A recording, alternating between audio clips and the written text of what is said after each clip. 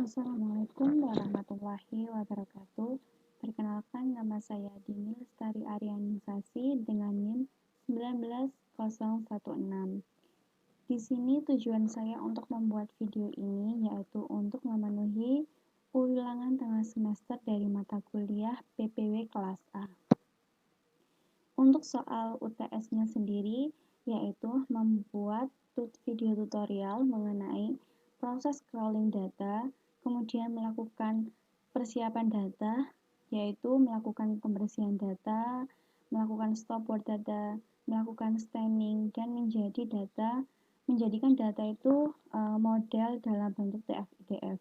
Kemudian melakukan reduksi dimensi terhadap data dengan prinsip komponen analisis. Lalu selanjutnya nomor 4 yaitu melakukan analisa klaster terhadap data TF-IDF dengan menggunakan K-mean clustering. Untuk di sini sendiri pertama yang dilakukan yaitu melakukan proses crawling data. Untuk proses crawling data sendiri, hal yang pertama yang dilakukan yaitu menyiapkan website yang ingin di crawling. Di sini saya sudah menyiapkan website apa yang ingin saya crawling, yaitu website dari sindonews.com yang di bidang teknologi.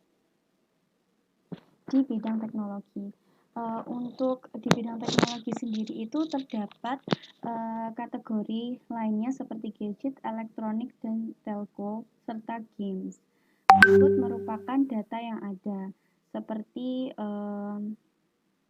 ini ada berita-berita yang ada di dalam website ini.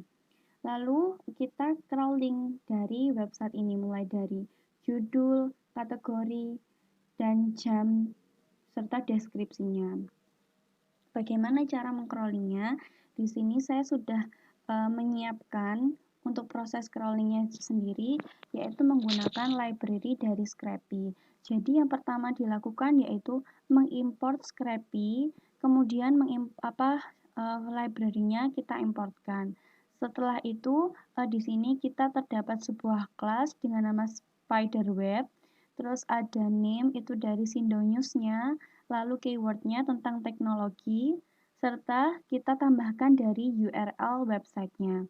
Jadi URL di sini kita kopikan terus kita paste di sini. Di kita bagian sini kita paste di bagian yang saya blok. Selanjutnya yaitu untuk custom settingnya nanti file ini atau hasil downloadan ini itu berupa file CSV dengan nama berita2.csv. Selanjutnya kita dari data yang akan kita crawling yaitu dengan judul, tanggal, kategori, dan deskripsi. Bagaimana caranya? Kita lakukan inspect pada halaman websitenya, kita klik kanal lalu inspect seperti ini.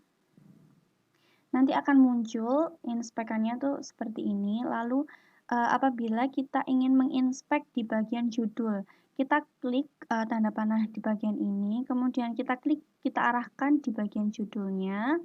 Lalu nanti akan muncul di bagian ini. Nah, ini kita kopikan div class title ini kita kopikan di bagian sini. Ini kita div title ini. Begitupun dengan proses tanggal, kategori, dan juga deskripsi. Jadi kita tahapnya seperti tadi, kita arahkan daerah mana atau bagian mana yang akan kita ambil di inspeknya. Lalu setelah melakukan proses ini, kita running untuk mendapatkan file hasil downloadan yang berupa CSV.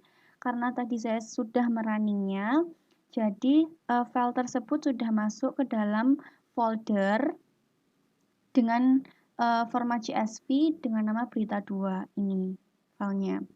Setelah itu, baiklah saya akan buka untuk filenya. Jadi filenya itu berupa seperti ini. Ini merupakan file bentuk CSV-nya, jadi terdapat judul, tanggal, kategori, dan juga deskripsi sebanyak 20 data yang ada pada halaman website tadi. Nah, setelah kita melakukan proses crawling, jadi proses crawling datanya telah selesai dilakukan. Setelah melakukan proses crawling data dari website Sindonews dari kategori teknologi, selanjutnya kita melakukan proses yang nomor 2, yaitu melakukan persiapan data. Nah, di sini langsung saja kita menuju ke Jupyter Notebook. Nah, ini merupakan proses untuk persiapan datanya. Yang pertama yang dilakukan yaitu mengimport library apa saja yang kita butuhkan untuk melakukan proses-proses persiapan data nantinya. Yang pertama yaitu mengimport pandas, numpy, string, kemudian NLTK, Swifter, Sastrawi, dan juga network. Setelah melakukan import library yang dibutuhkan, kita meload dataset. Jadi kita buka atau kita baca dataset yang akan kita proses nanti datanya, yaitu berita2.csv menggunakan untuk filenya sendiri sesuai dengan nama hasil dari downloadan crawling tadi. Nah, setelah di running, hasilnya akan sesuai dengan apa yang kita download tadi. Jadi, semisal ini kita buka di bagian ini, begini cara menghemat baterai iPhone. Untuk data yang pertama, kita cocokkan dengan yang ada di hasil bacaan dari load datasetnya. Untuk data yang pertama sama seperti yang di-download atau di CSV. Kemudian kita melakukan proses scaffolding. Untuk scaffolding sendiri yaitu proses untuk mengubah huruf-huruf kapital yang ada di dalam kalimat itu menjadi huruf kecil. Jadi yang tadinya ada 3 cara menghilangkan C-nya menggunakan huruf besar, dengan cara scaffolding ini dirubah menjadi huruf kecil semuanya. Nah, ini hasil resultnya. Jadi, di sini terdapat 20 data sesuai data yang kita unduh yang ada di CSV-nya. Seperti itu. Selanjutnya, di sini kita kenapa hanya menggunakan deskripsi? Karena saya hanya menggunakan fitur atau tabel yang deskripsi saja untuk proses pengolahan datanya, untuk proses datanya sendiri. Nah, setelah melakukan proses scaffolding, kita lakukan proses tokenizing. Untuk tokenizing sendiri yaitu proses untuk menghilangkan tanda baca dan juga angka-angka yang ada di dalam sebuah data. Jadi, nanti di dalam tabel deskripsi atau fitur deskripsi itu yang memiliki angka, tanda baca itu akan dihilangkan atau kita hilangkan dengan menggunakan proses tokenizing. Jadi seperti itu. Jadi seperti ini kita hilangkan pada remove number, kemudian punctuation-nya, white space-nya, kemudian multiple-nya, char-nya, dan wrapper-nya. Dengan hasil result atau hasil akhir seperti yang ada di sini. Selanjutnya yaitu kita menghitung frekuensi distribusi tokennya dalam deskripsi tersebut. Jadi setiap di dalam kalimat itu berapa kali kata muncul. Jadi cara itu 2 kali muncul, dengan 2 kali muncul, yang dengan 2 kali muncul. Seperti itu, begitupun dengan selanjutnya di data-data berikutnya. Lalu kemudian kita melakukan proses filtering yaitu stopword removal. Stopword removal sendiri yaitu untuk menghilangkan kata-kata yang tidak bermakna di dalam kalimat itu. Misalnya contohnya yang di, dengan, seperti itu. Kita hilangkan. Jadi kita hanya menggunakan kata-kata yang memang sangat penting, yang penting di dalam sebuah kalimat itu. Seperti itu. Setelah melakukan proses stopword tadi dengan hasil seperti ini. Selanjutnya yaitu melakukan proses normalisasi di dalam datanya. Nah, untuk proses normalisasinya sendiri nanti akan berhasil atau dengan hasil seperti ini. Jadi ada proses menghemat baterai dan seterusnya. Lalu proses selanjutnya yaitu melakukan proses timing atau menghilangkan imbuhan yang ada. Jadi semisal di sini hasilnya, saya akan menjelaskan hasilnya. Jadi terdapat sebuah kata menghemat. Jadi kita menghapus imbuhan me-nya jadi hanya menjadi kata dasarnya saja hemat. Begitupun dengan muda, mode. Jadi kata-kata yang memiliki imbuhan itu kita hanya ambil kata dasarnya saja. Nah, itu menggunakan proses stemming. Seperti itu. Kemudian data yang sudah dilakukan processing itu kita simpan ke dalam bentuk CSV untuk proses selanjutnya dengan cara data berita to CSV dengan nama teks sesuai keinginan kita. Di sini saya memberi namanya text processing 2 dengan format CSV. Selanjutnya yaitu kita memprepare data untuk proses selanjutnya. Nah, di sini kita menggunakan data dari yang sudah di-processing. Jadi data yang sudah dilakukan proses scaffolding, kemudian tokenizing, stopword, normalisasi, dan juga stemming. Jadi kita menggunakan data itu untuk kita lakukan proses selanjutnya. Jadi di sini text processing 2. Kemudian ini merupakan data yang ada di text processing 2. Untuk itu saya buka saja ya, untuk file dari text processing 2, kita buka.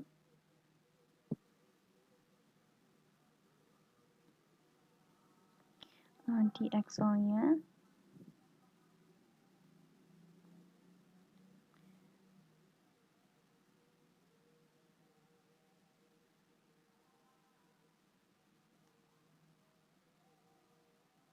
Nah, ini merupakan hasil dari text processing tadi. Jadi bentuknya seperti ini. Ini sudah melalui proses seperti stemming, tokenizing, dan lain tadi yang sudah dijelaskan. Kemudian kita menghitung dari term frequency matriksnya. Jadi kita menghitung term frequency matriksnya dengan hasil seperti ini. Jadi kita hitung dari term frequency matriksnya itu yang ada di deskripsinya saja. Seperti yang tadi di awal sudah dijelaskan bahwa kita hanya melakukan processing pada deskripsinya saja. Setelah itu, setelah melakukan term frequency matrix, kita hitung TF-IDF-nya. Jadi di sini menggunakan TF-IDF transformer, kemudian data frame-nya. Nah, nanti menjadi setelah itu TF-IDF-nya sudah terbentuk. Di sini nanti terdapat 200 kolom atau fitur dengan jumlah data sebanyak 20. Kemudian nanti TF-IDF ini hasilnya kita download atau kita convert menuju ke CSV juga untuk proses selanjutnya. Nah, untuk itu di sini saya menyimpannya dengan nama TF-IDF2. Langsung saja kita cek. Di sini terdapat file TF-IDF2. Nanti untuk file TF-IDF-nya itu akan berbentuk seperti ini, sesuai dengan hasil yang sudah ada di dalam sini. Nah, selanjutnya yaitu kita menuju ke soal lagi, yaitu melakukan proses reduksi dimensi dan juga K-min clustering. Nah, untuk proses reduksi dimensi dan juga K-min clustering sendiri itu menggunakan bantuan software dari Orange. Nah, di sini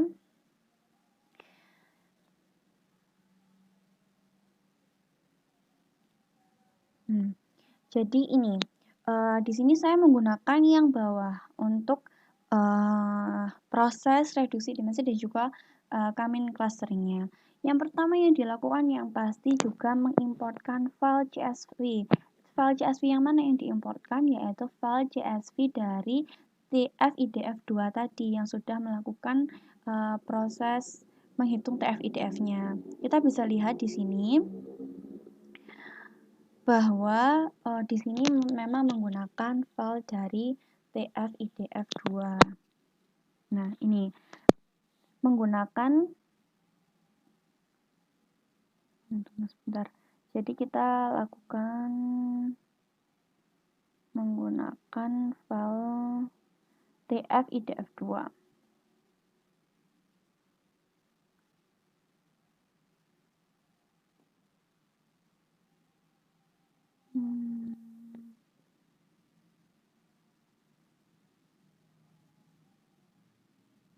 Nah, di sini terdapat fiturnya. Nah, ini kita ubah terlebih dahulu. Jadi ini menjadi not respond, tunggu. Nah, kita ubah menjadi teks, menjadi meta. Nah, ini kita ubah juga namanya menjadi ID. Kita apply kan. Sudah selesai. Jadi file yang kita gunakan adalah tf-idf2. Kemudian untuk name-nya sendiri fiturnya kita ubah menjadi ID dan tipenya kita gunakan sebagai teks. Di sini terdapat jelas ada informasi yang disampaikan, yaitu terdapat 200 features dengan 20 instance atau jumlah datanya sebanyak 20. Selanjutnya kita bisa melihat datanya di data tabel ini. Nah, ini merupakan isi data dari file yang sudah dimasukkan tadi, kita ekspor tadi. Jadi seperti ini, terdapat 200 fitur dengan 20 data dan 1 meta atribut. Kemudian selanjutnya yaitu kita bisa langsung menentukan k-means clusteringnya. Untuk menentukan k-means clusteringnya itu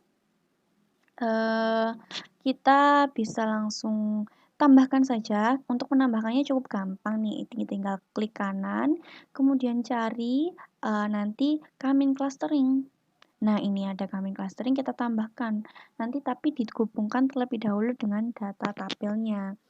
Karena nanti di sini saya sudah melakukannya, jadi sini saya hapus saja untuk k-means clusteringnya. Nah, kita cek nih untuk sebelumnya, sebelum kita melakukan proses clustering, terlebih dahulu pastikan di sini itu menggunakan select data to data. Jadi di sini sudah oke ya, jadi saya oke.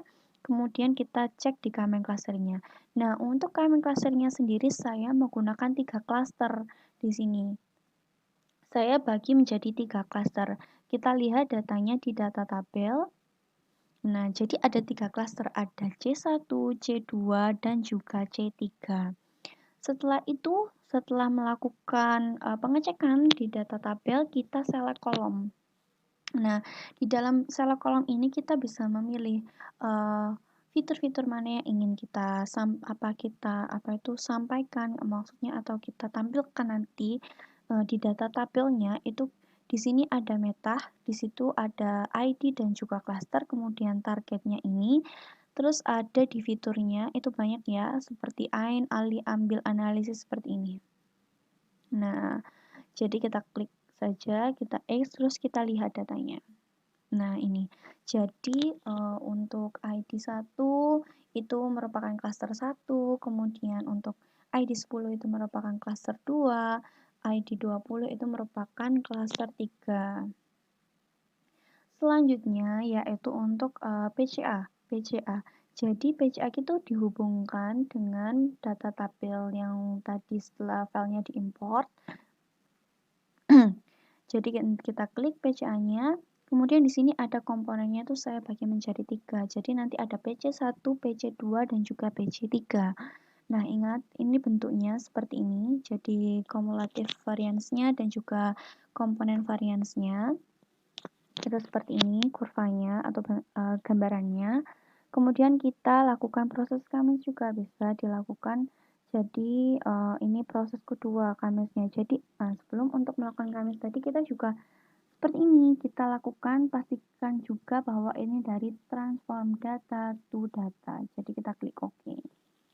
Kemudian kita cek k-means clusternya, sama di sini juga saya menggunakan 3 cluster. Saya hanya menjadikannya 3 cluster. Setelah itu kita lihat datanya. Nah, di sini terdapat PC1, PC2, PC3 karena tadi saya membagi komponennya menjadi 3. Kemudian terdapat 3 cluster C1, C2, dan juga C3. Selanjutnya kita select kolom untuk menampilkan data yang memang kita ingin tampilkan datanya. Terlebih dahulu dipastikan bahwa ini dari select data to data. Lalu kita select kolomnya. Nah, kita tampilkan targetnya itu hanya selected, kemudian metanya yaitu ada ID dan juga cluster. Dengan hasil data akhirnya seperti ini. Jadi ada ID dan juga cluster. Nanti dibagi menjadi 3 cluster. C1, C2, dan C3, jadi C1 ID-nya 1, ID 1, C-nya 1, kemudian ID 8, C-nya 2, ID 20, C-nya 3, seperti itu. Nah, ini merupakan proses dari reduksi dimensi dan juga clustering K- yang bisa saya sampaikan. Kemudian tadi juga sudah ada proses crawling data dan melakukan preprocessing pada data. Demikian yang bisa saya sampaikan. Apabila ada salah, mohon dimaafkan. Terima kasih. Wassalamualaikum warahmatullahi wabarakatuh.